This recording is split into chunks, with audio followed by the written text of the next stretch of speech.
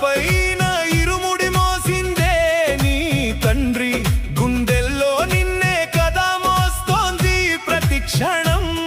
మణికంఠుడి పూజకు వేళాయే మగవాడికి, నా ఇల్లే శబరిమల చేసిన నా చిరు తల్లికి.